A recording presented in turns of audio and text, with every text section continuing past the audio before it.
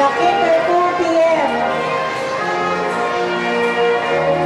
At si Mary Joy Villa, Batang Masayain.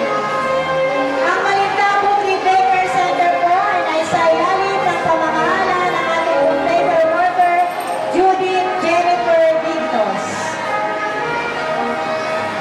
Narito naman po ang mga outstanding parent ng Malintabong Daycare Center in grateful recognition for their time, talent, and effort in supporting the daycare service.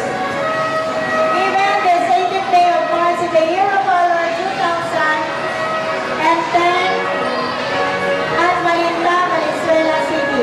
Mga nanay, nakisang pampasiglang pananalita ang ating pong mabait, masipag, na pangalawang punong lungsod ng Valenzuela. Palakpakan po natin, Vice Mayor Eric Martinez.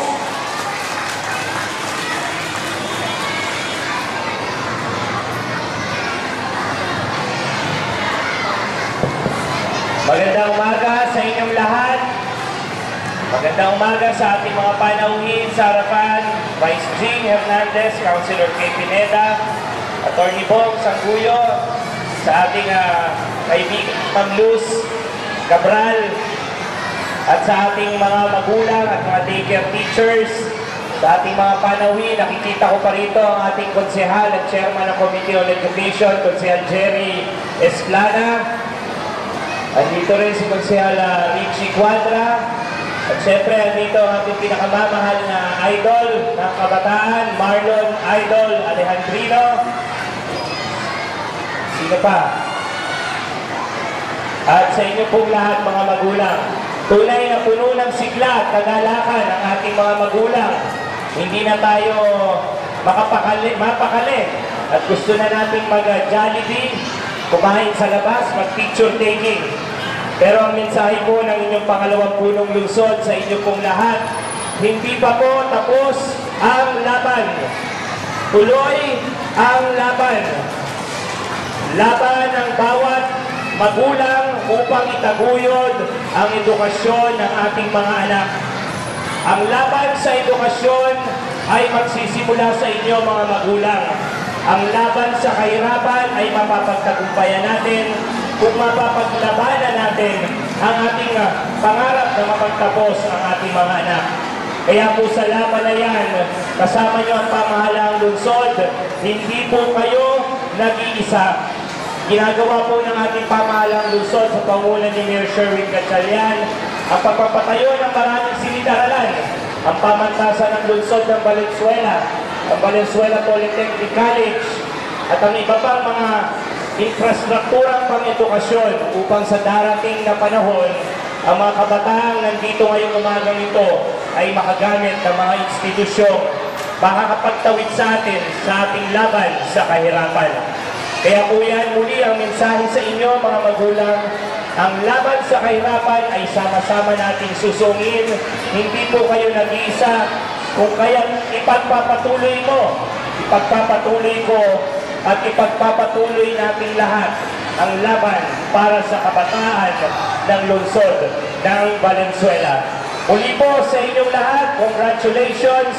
Sama-sama po tayo sa isang laban ng tapat, laban ng lahat. Magandang umaga, mabuhay po tayong lahat. Konsehala, buhat po sa unang distrito, Konsehala Kay Pineda.